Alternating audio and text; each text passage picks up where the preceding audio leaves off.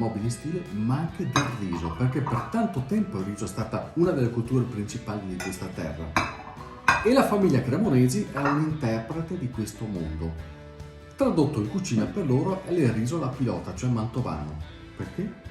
Perché mia nonna mantovana ci ha fatto imparare la sua tradizione e quindi noi da bravi nipoti rispettiamo la sua volontà mangiando il risotto alla pilota, che è il più buono. Ma lo chef chi è? Mio fratello Tommaso, è lui che con la sua interpretazione del risotto alla pilota oggi ci ha preparato un buon pranzo. Ma allora tu Tommaso sei uno chef o un pilota? Allora, di giorno sono pilota in riseria in quanto seguo la pilatura del riso. A volte mi delizio e cerco di fare anche lo chef per gli amici e per gli ospiti. Cosa vuol dire per te e per Adele portare avanti questa che è una vera e propria tradizione di famiglia, quella legata al riso, no? Ma per noi è molto importante perché siamo riusciti a trovare un sistema di lavorare ogni giorno con molta passione, perché siamo molto legati ai ricordi e all'autenticità di quello che mio nonno Evelino Egidio e mia nonna Elsa ci hanno tramandato. E che ancora Egidio che gira, vero? Egidio gira sempre e ci guarda dall'alto anche.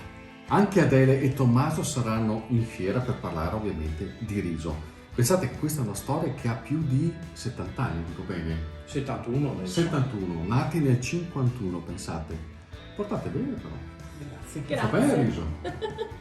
Ci vediamo in fiera. Buon appetito. Sono da freddo, Buon appetito.